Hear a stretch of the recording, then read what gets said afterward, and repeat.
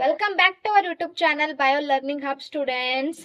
आज हम पढ़ने वाले हैं अपना नया यूनिट ह्यूमन फिजियोलॉजी का first chapter breathing and exchange of gases को। ठीक है, और मैं आपको पूरा ह्यूमन फिजियोलॉजी यहाँ पर कंप्लीट करके दूंगी आने वाले 5 और 6 दिन के अंदर। सारे वीडियोस के लिए प्लीज मेरे चैनल को सब्सक्राइब कर लेना, वीडियो को लाइक कर देना कंप्लीट होने के बाद, और फ्रेंड्स के साथ शेयर कर लेना।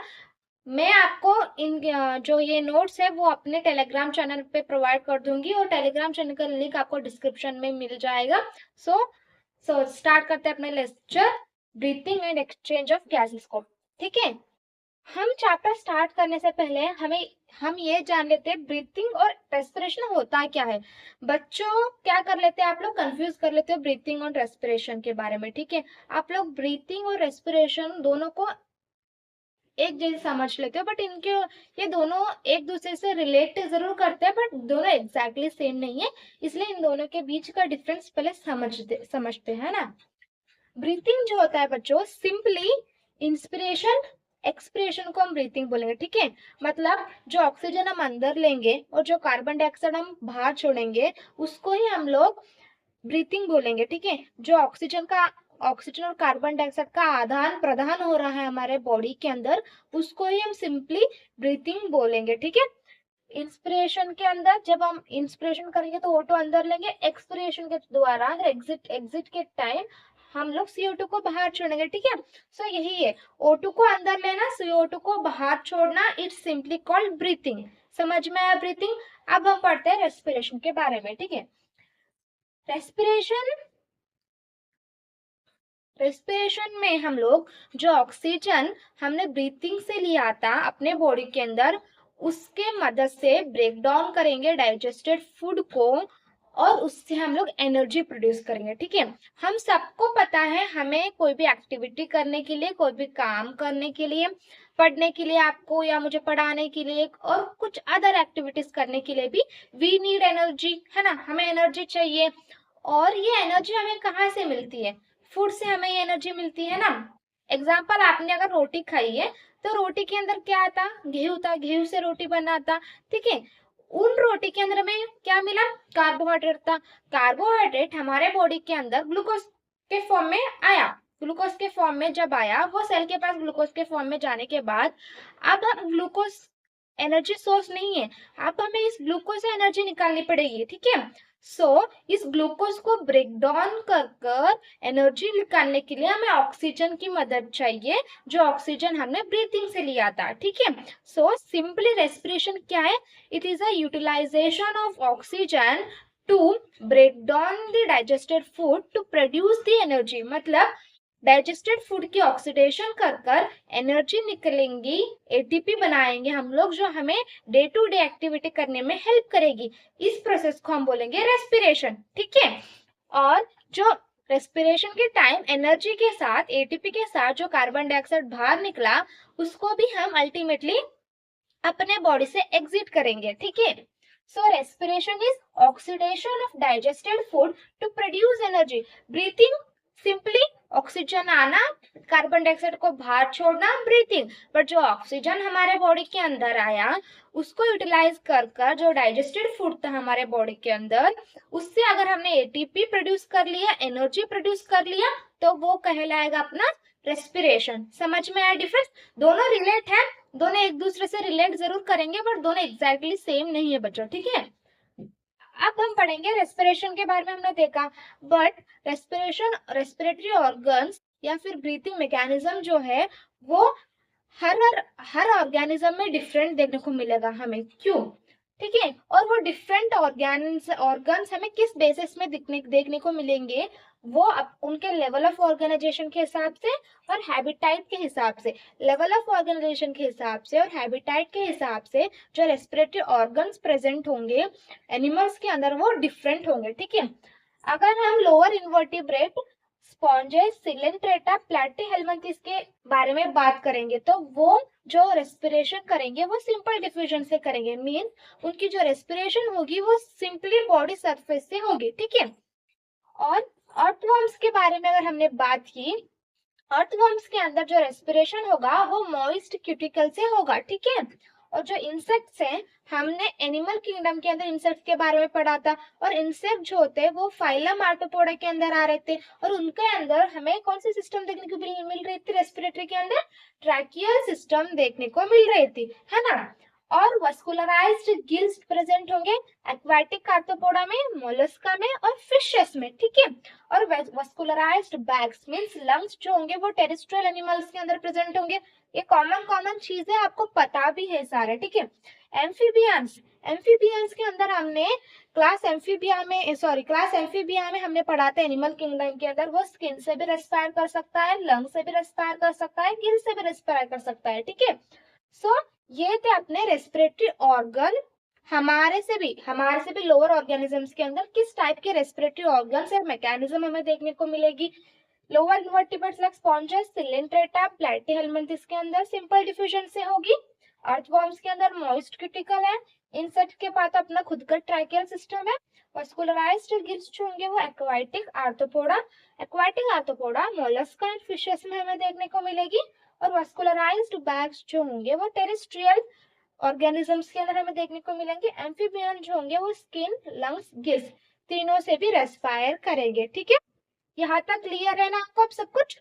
अब हम अपने ऊपर आएंगे, मतलब हमारे अंदर कैसे रेस्पिरेटरी सिस्टम है वो देखते हैं। ह्यूमन रेस्पिरेटरी सिस्टम बच्चों, ठीक है।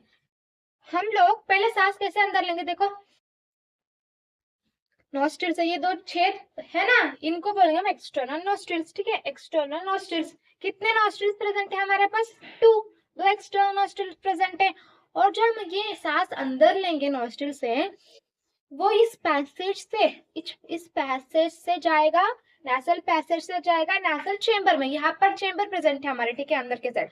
सो ये नेसल पैसेज से नेसल चेंबर में जाएगा, ठीक है। और ये नेसल चेंबर जो है कनेक्टेड है, कनेक्टेड है फेरिंग्स को, ठीक है। ये नेसल चेंबर जो है वो कनेक्टेड है फेरिंग्स को, ठीक है। फेरिंग्स एक ऐसा पाथवे है जिसके अंदर हमारे फूड एंड एयर दोनों पास होंगे, ठीक है। समझो, हम लोग नाक से भी सांस अंदर ले सकते हैं, मुंह से भी सांस अंदर ले सकते हैं, है ना। और हम मुंह से खाना भी खा सकते हैं, ठीक है। और ये जो हमारे नाक से जो नेसल चैम्बर निकलेगी वो फेरिंग से जैसे कनेक्टेड है, वैसे ही जो ओरल कैविटी है अपने अंदर की वो भी कनेक्टेड है फेरिंग्स के साथ। सो फेरिंग्स एक ऐसा कॉमन पाथवे है जिससे फूड एंड एयर दोनों पास होते हैं, ठीक है। So pharynx is a common passage for both food and air, ठीक है। फेरिंग्स के बाद हमारा जो ऑक्सीजन है वो लेरिंग्स पे आएगा। लेरिंग्स एक साउंड बॉक्स है। Larynx is a cartilaginous box, या तो फिर साउंड बॉक्स बोला जाता है, क्योंकि यहीं पर हमारे वोकल कॉर्ड्स प्रेजेंट होंगे। लेरिंग्स के बाद आएगा ट्रैकिया। लेरिंग्स के बाद क्या आएगा, अपना ट्रैकिया आएगा, ठीक है। और अपना ट्रैकिया जो एक स्ट्रेट लॉन्ग ट्यूब है, और ये ट्रैकिया जो होगा फिफ्थ थोरैसिक वर्टिब्रा में डिवाइड होगा into left and right primary bronchi. Fifth thoracic vertebra में ट्रैकिया जो होगा वो डिवाइड होगा into left and right primary bronchi. फिर प्राइमरी ब्रोंकी डिवाइड होकर सेकेंडरी ब्रोंकी बनाएंगे, फिर सेकेंडरी ब्रोंकी से टर्शियरी ब्रोंकी से इनिशियल ब्रोंक्यूल बनेंगे, इनिशियल ब्रोंक्यूल से अपने टर्मिनल ब्रोंक्यूल बनेंगे, टर्मिनल ब्रोंक्यूल से अल्वेओलाई डक्ट से अल्वेओलाई लास्ट में अपना आ जाएगा, ठीक है। अल्वेओलाई बच्चों क्या है, अल्वेओलाई एक irregular walled shaped vascularized bag like structure है, ठीक है। इरेगुलर वॉल्ड है और वस्कुलराइज्ड बैग लाइक स्ट्रक्चर है। इनके पास बहुत सारे हमें ब्लड वेसल्स देखने को मिलेंगे, इसके वजह से हम वस्कुलराइज्ड बैग लाइक स्ट्रक्चर्स बोलेंगे, ठीक है। बच्चों यहाँ तक आपको सिर्फ फ्लो याद रखो, कैसे फ्लो हो रहा है ऑक्सीजन हमारे बॉडी के अंदर, इतना याद रखो।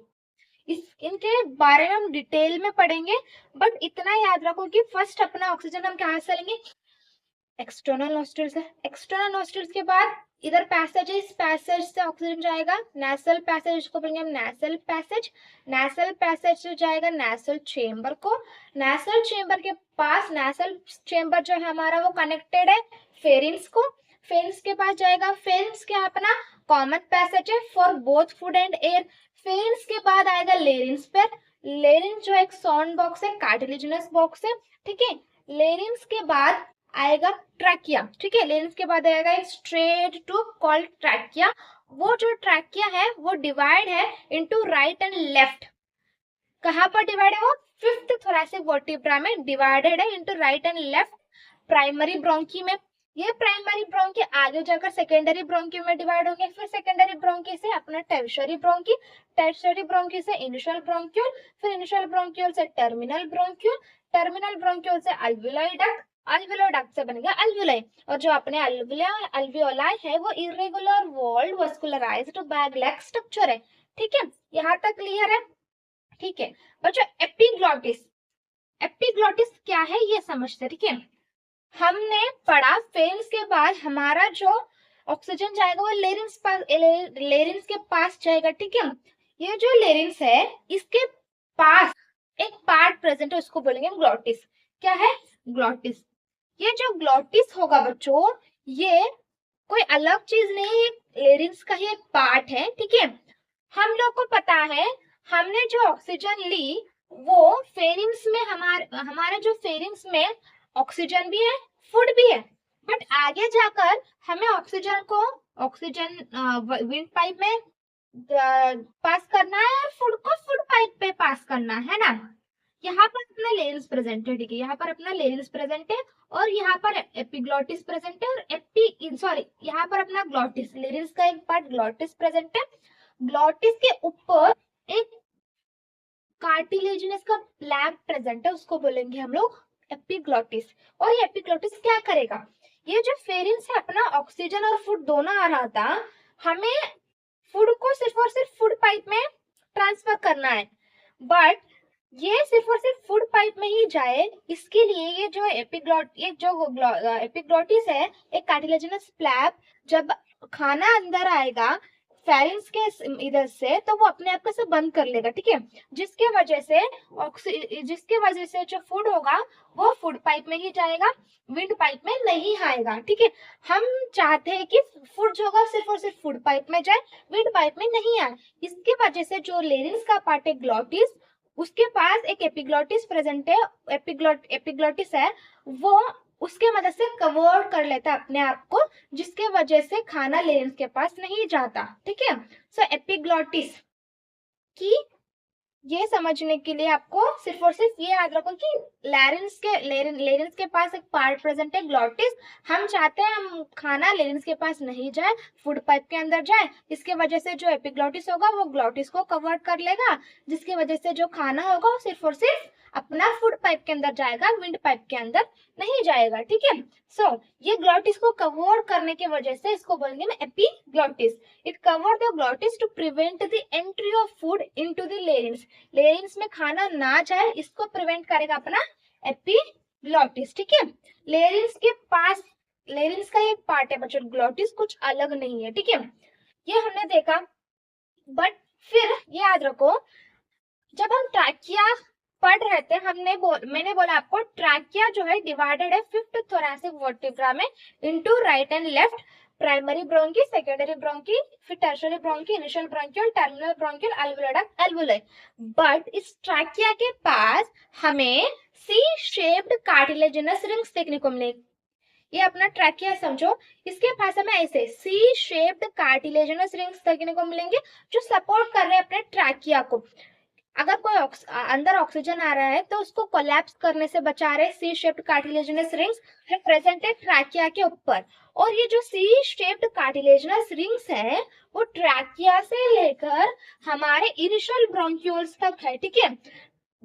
टर्मिनल ब्रोंक्यूल में आकर ये जो ट्यूब होंगे वो बहुत ही पतले हो जाएंगे, ठीक है। सो इनिशियल टर्मिनल ब्रोंक्यूल के अंदर हमें कोई भी सी शेप्ड कार्टिलेजिनस रिंग देखने को नहीं मिलेंगे। ट्रैकिया से लेकर इनिशियल ब्रोंक्यूल्स तक हमें सी शेप्ड कार्टिलेजिनस रिंग्स देखने को मिलेंगे, ठीक है। यहाँ पर मैंने लिखा है ट्रैकिया जो होंगे वो सपोर्टेड है by C shaped cartilaginous rings, और ये रिंग्स जो है वो ट्रैकिया से इनिशियल ब्रोंक्यूल्स तक है। कहाँ तक है? ट्रैकिया से इनिशियल ब्रोंक्यूल्स तक हमें सी शेप्ड कार्टिलेजिनस रिंग्स देखने को मिलेगी, ठीक है।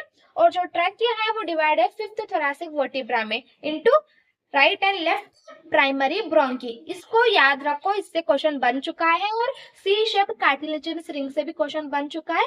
ये जो सी शेप्ड कार्टिलेजिनस रिंग्स होंगे ये सॉरी, ये जो सी शेप्ड कार्टिलेजिनस रिंग्स होंगे ये ट्रैकिया टू इनिशियल ब्रोंक्यूल तक प्रेजेंट होंगे। ओके बच्चों, पिछले स्लाइड के अंदर हम लोगों ने देखा कि ऑक्सीजन किस तरीके से हमारे बॉडी में फ्लो हो रही है, मतलब कौन से पार्ट्स है जिससे ऑक्सीजन फ्लो हो रहा है ना, उसको देखा था हमने। पहले एक्सटर्नल नॉस्ट्रिल से जो हवा हमने अंदर ली वो नेसल पैसेज से कहा गया, नेसल चेंबर में गया। और नेसल चेंबर जो था वो कनेक्टेड था फेरिंग्स के साथ, ठीक है। फेरिंग्स के बाद जो सांस थी वो लेरिंग्स पे आई, ठीक है, लेरिंग्स पे आई। और लेरिंग्स से कहा गया ट्रैकिया पे आया, ठीक है। लॉन्ग ट्यूब ट्रैकिया है और ये ट्रैकिया जो है ये सपोर्टेड है by C shaped cartilaginous rings present है इनके पास, ठीक है। C shaped cartilaginous rings present है। और ये जो सी शेप्ड कार्टिलेजिनस रिंग्स है वो हमें कहाँ तक देखने को मिलेंगे, टर्मिनल ब्रोंक्यूल्स तक देखने को मिलेंगे। मतलब इनिशियल ब्रोंक्यूल्स तक, यहाँ तक इनिशियल ब्रोंक्यूल्स तक ये C shaped cartilaginous rings present है ना। और यहाँ पर देखो ये जो प्राइमरी ब्रोंकी है वो डिवाइड कर सेकेंडरी ब्रोंकी बनेगा, फिर सेकेंडरी ब्रोंकी से टर्शियरी ब्रोंकी बनेगा, फिर टर्शियरी से इनिशियल ब्रोंक्यूल्स, फिर लास्ट में अपना टर्मिनल ब्रोंक्यूल्स होंगे, फिर एल्वियोलाई आएगा, एल्वियोलर डक्ट आएंगे, फिर ये सारे मिलकर क्या बनाएंगे, अपने लंग्स को बना रहे हैं ना। सो लंग्स के अंदर हमें क्या क्या देखने को मिल रहा है बच्चों, एक लंग्स के अंदर क्या क्या देखने को मिलेगा। लंग्स क्या है, लंग्स एक branching network of bronchioles alveoli के मदद से बन रहा है, ठीक है। मींस लंग्स के अंदर में क्या क्या देखने को मिल रहा है, primary bronchi, secondary bronchi, tertiary bronchi, अपना initial bronchioles, terminal bronchioles, alveoli duct, फिर अल्वियो, ये सारे मिलकर अपने लंग्स बना रहे हैं, ठीक है।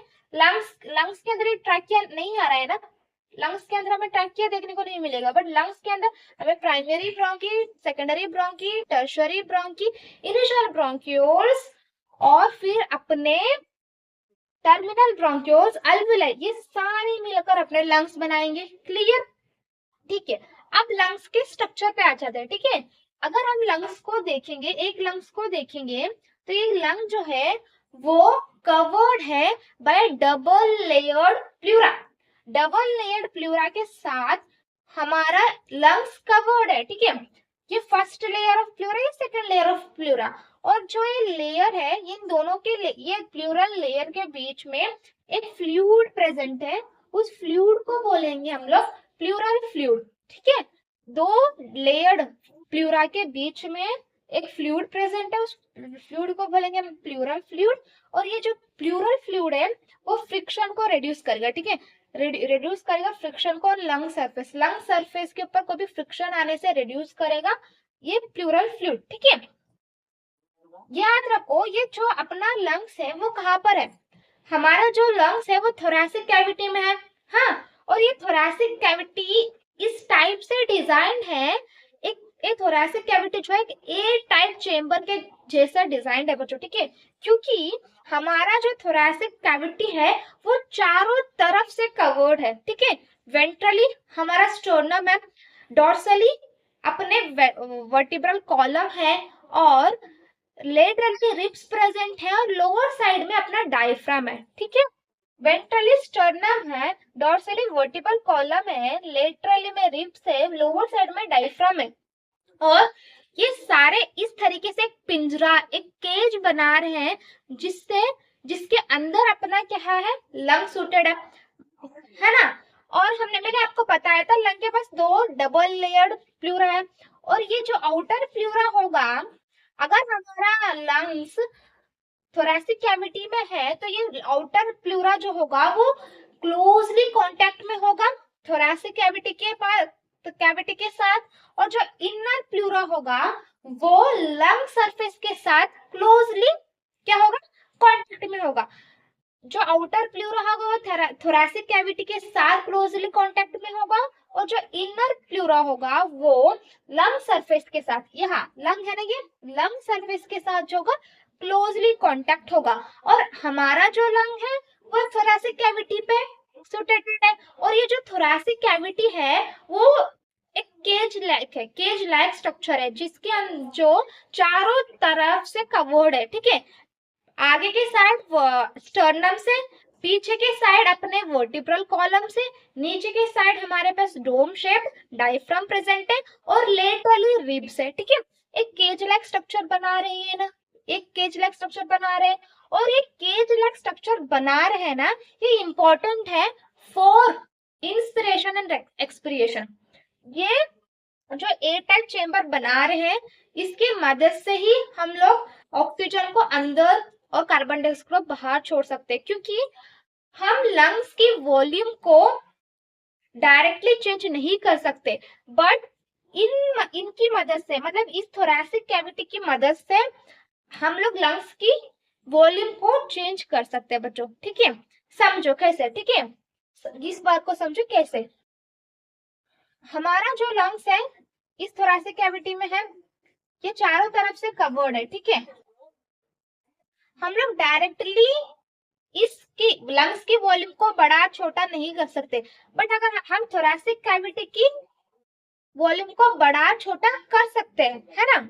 इसके वजह से ये सेटअप होना हमारे लिए जरूरी है, जिसके वजह से हम ऑक्सीजन को अंदर बाहर कर पाए। अगर वॉल्यूम चेंजेस नहीं होंगे, प्रेशर का चेंज नहीं आएगा बॉडी के अंदर, तो हम ऑक्सीजन को अंदर भी नहीं ले सकते, कार्बन डाइऑक्साइड को बाहर भी नहीं छोड़ सकते। इसकी वजह से ये सेटअप इंपॉर्टेंट है, ठीक है।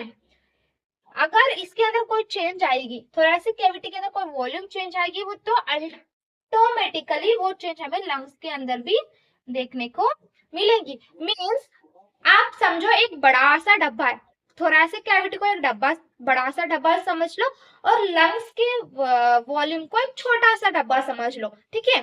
अगर आपने बड़ा डब्बा के अंदर छोटा डब्बा रखा, तो बड़ा डब्बा का कितना वॉल्यूम उतना वॉल्यूम ये छोटा डब्बा ले सकता है। फिर अगर बड़ा डब्बा भी छोटा, उससे छोटा रखा, तो छोटा डब्बा उसके हिसाब से अपने वॉल्यूम को चेंज करे, ठीक है।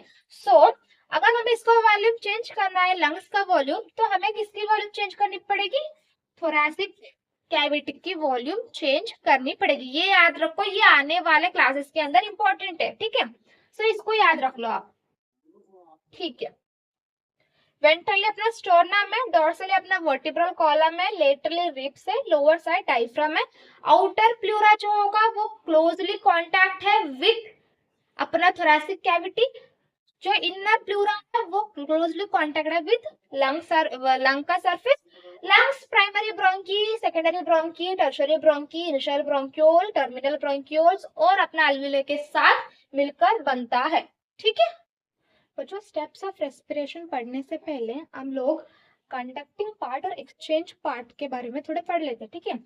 कंडक्टिंग पार्ट बोले तो क्या, जो कंडक्टिंग पार्ट मीन्स यहाँ पर हमें एक्चुअल एक्सचेंज ऑफ गैसेस देखने को नहीं मिल रहा है, सिर्फ ऑक्सीजन का कैरी हो रहा है, इसको बोलेंगे हम लोग कंडक्टिंग पार्ट। और कंडक्टिंग पार्ट के अंदर हमें external nostrils to terminal bronchiole जो होंगे वो अपने कंडक्टिंग पार्ट्स बना रहे हैं, ठीक है। External nostrils to terminal bronchioles तक आप अगर देखोगे सिर्फ ऑक्सीजन का कैरी हो रहा है, उसके अलावा उसके अंदर एक्सचेंज ऑफ गैसेस नहीं हो रहा है, ठीक है। So external nostrils to terminal bronchioles जो होंगे वो अपने कंडक्टिंग पार्ट को बना रहे हैं, और कंडक्टिंग पार्ट के अंदर सिर्फ ऑक्सीजन को अल्वेओले तक कैरी करने के काम के अलावा और काम भी करता है। क्या करता है, वो क्लीनिंग ऑफ एयर करता है, ठीक है। जो कंडक्टिंग पार्ट होगी उसके अंदर हमारे ऑक्सीजन की क्लीनिंग होगी, मतलब जो भी फॉरेन पार्टिकल्स है उससे क्लीन करेगा अपना कंडक्टिंग पार्ट, उसको क्लीन करेगा ऑक्सीजन को अपना कंडक्टिंग पार्ट। फिर ह्यूमिडिफिकेशन ऑफ एयर होगी, उसके साथ साथ जो ऑक्सीजन हमने एटमॉस्फेयर से लिया था वो ऑक्सीजन का टेम्परेचर हमारे बॉडी टेम्परेचर से अलग है ना। सो उस ऑक्सीजन के टेम्परेचर को हमारी बॉडी टेम्परेचर के अकॉर्डिंग सेट करेगा कंडक्टिंग पार्ट, क्लीनिंग करेगा ऑक्सीजन की, ह्यूमिडिफिकेशन करेगा, उसके साथ साथ जो ऑक्सीजन हमने एटमॉस्फेयर से लिया था उसकी टेम्परेचर को भी सेम कर देगा according to our body temperature. ये हुआ अपना कंडक्टिंग पार्ट के बारे में। एक्सचेंज पार्ट जो होगा वो एक्चुअल साइट है जिसमें हमें एक्सचेंज ऑफ गैसेस देखने को मिलेंगे बिटवीन ब्लड एंड सेल्स, ठीक है। सो ये एक्सचेंज पार्ट जो है वो अल्विलाई और अल्वियोलाई डक्ट से मिलकर बना है, ठीक है। ये क्लियर। एक्सचेंज पार्ट मतलब क्या, कंडक्टिंग पार्ट मतलब क्या। कंडक्टिंग पार्ट मतलब इसके अंदर हमें एक्चुअल एक्सचेंज ऑफ गैसेस देखने को नहीं मिलेगा, सिर्फ और सिर्फ ऑक्सीजन की कैरी होती हुई हमें देखने को मिलेगी। एक्सचेंज पार्ट के अंदर एक्चुअल एक्सचेंज ऑफ गैसेस होगा, ठीक है। और कंडक्टिंग पार्ट जो होगा अपने external nostrils to terminal bronchioles तक है। जो एक्सचेंज पार्ट है वो अल्वियोलाई और अल्वियोलर डक्ट से बनेगा, ठीक है। अब हम पढ़ लेते हैं स्टेप्स ऑफ रेस्पिरेशन के बारे में कि क्या क्या स्टेप्स होंगे रेस्पिरेशन के अंदर। फर्स्ट होगा ब्रीथिंग। फर्स्ट स्टेप ब्रीथिंग या फिर पल्मोनरी वेंटिलेशन, मतलब ऑक्सीजन को अंदर लेना। फर्स्ट स्टेप है ब्रीथिंग, मतलब ऑक्सीजन को अंदर लेना या कार्बन डाइऑक्साइड को बाहर छोड़ना। सो ऑक्सीजन को अंदर लेना फर्स्ट स्टेप पे। ऑक्सीजन अंदर लेने के बाद जो ऑक्सीजन अपने अल्वियोलाई के पास आएगी, ठीक है। ऑक्सीजन को अंदर लेना, ब्रीथिंग फर्स्ट स्टेप। जो ऑक्सीजन अंदर आया अल्वियोलाई के अंदर, ये अल्वियोलाई से ब्लड वेजल्स तक हमें, सॉरी, अल्वियोलाई से ब्लड को हमें ऑक्सीजन देना है। और जो ये अल्वियोलाई से ब्लड में जो ऑक्सीजन जाएगा वो कैसे जाएगा, नॉर्मल डिफ्यूजन से जाएगा, क्योंकि अल्वियोलाई की जो मेम्ब्रेन है वो थिन स्क्वाइमस एपिथेलियम से बनी है और ब्लड वेजल्स का भी एंडोथेलियम है, थिन। और जो प्रेजेंट है बिटवीन इन दोनों के बीच में जो बेसमेंट सबमेंट है, सब्सटेंस है, वो भी थिन है। सो इन दोनों के बीच में क्या होगी, डिफ्यूजन होगी, जिससे अल्वियोलाई के पास जो ऑक्सीजन था वो अपना किस में है, ब्लड में आया, ठीक है। तो इसको बोलेंगे हम second step. First step oxygen को अंदर लेना, सेकेंड स्टेप जो ऑक्सीजन अब अल्वियोलाई के पास था उस ऑक्सीजन को हमें ब्लड के पास ट्रांसपोर्ट करना है, ठीक है। वो कैसे होगी, डिफ्यूजन ऑफ O2 और CO2 बाय अल्वियोलर मेम्ब्रेन, ये अपना सेकेंड स्टेप है, ठीक है। डिफ्यूजन ऑफ गैसेस O2 और CO2 by alveolar membrane, our second step. अब जो ऑक्सीजन हमारे ब्लड के पास है, अब इसको हमें ट्रांसपोर्ट करना है, ठीक है। सो transport of gases by blood, ये अपना थर्ड स्टेप होगा, ठीक है। ट्रांसपोर्ट करेंगे ब्लड को, जो प्रेजेंट है, जो अब ये ऑक्सीजन जो ब्लड के अंदर प्रेजेंट है, इस ऑक्सीजन को अब ट्रांसपोर्ट करेंगे हम लोग, ये अपना थर्ड स्टेप है, ठीक है। ट्रांसपोर्ट करने के बाद जो ऑक्सीजन प्रेजेंट है अपने ब्लड के पास, उसको अल्टीमेटली हमें टिश्यूज तक देना है, टिश्यू को पहुंचाना है। तो जो ब्लड से टिश्यू तक जो ऑक्सीजन पहुंचेंगे वो कैसे जाएगा, डिफ्यूजन से जाएगा। डिफ्यूजन से ब्लड के अंदर जो ऑक्सीजन था वो टिश्यूज में आया था। तो डिफ्यूजन ऑफ O2 और CO2 by between blood and tissue, ये अपना फोर्थ स्टेप होगा। डिफ्यूजन से ऑक्सीजन टिश्यूज के पास आना अपना फोर्थ स्टेप है, ठीक है। फिर जो टिश्यू के पास ऑक्सीजन आया, इसको यूटिलाइज कर कर अगर हमने ATP बना ली, हमें लास्ट में ATP बनाने हैं, और CO2 बना लिया, तो उसको वो बोलेंगे हम लोग फिफ्थ स्टेप, ठीक है। पांच स्टेप है। फर्स्ट वन ब्रीथिंग, ब्रीथिंग के इससे हम ऑक्सीजन को अंदर लेंगे। सेकेंड वन जो गैस हमने अंदर ली, जो ऑक्सीजन अंदर ली, उसको हमें अल्वियोलाई से ब्लड में भेजनी है, डिफ्यूजन होगा अल्वियोलर मेम्ब्रेन से। फिर जो ब्लड के पास अब ऑक्सीजन आया उसका ट्रांसपोर्ट होगा। उसके बाद जो ब्लड के पास ऑक्सीजन है उसको हमें टिश्यूज तक पहुंचानी है, तो फिर एक बार डिफ्यूजन होगा बिटवीन ब्लड एंड टिश्यूज, ठीक है। उसके बाद जो टिश्यूज के बाद जो ऑक्सीजन आएगा उसको यूटिलाइज कर कर टिश्यू क्या बनाएगा, ATP को बनाएगा, फिर CO2 को बनाएगा, ठीक है। ATP और CO2 को प्रोड्यूस कर लेगा फिफ्थ स्टेप के अंदर। क्लियर, इतना ही था स्टेप्स ऑफ रेस्पिरेशन में, ठीक है। बच्चों आज हमने आधा चैप्टर कंप्लीट कर लिया है, और जो आधा चैप्टर बचा है हमारा वो हम कल के क्लासेस में कंप्लीट करेंगे। अगर आपको मेरे लेक्चर्स पसंद आ रहे हैं, आपको मेरा पढ़ाने का तरीका पसंद आ रहा है, तो प्लीज वीडियो को लाइक करो, चैनल को सब्सक्राइब करो, एज वेल एज फ्रेंड्स के साथ कितना हो सके उतना शेयर करो। मैं मिलती हूँ आपको अगले वीडियो में। धन्यवाद। और इसके जो हैंड रिटन नोट्स होंगे वो आपको मेरे टेलीग्राम चैनल पे मिल जाएंगे, और मेरे टेलीग्राम चैनल का लिंक्स मैं वीडियो के डिस्क्रिप्शन में दे दूंगी। Thank you for watching guys.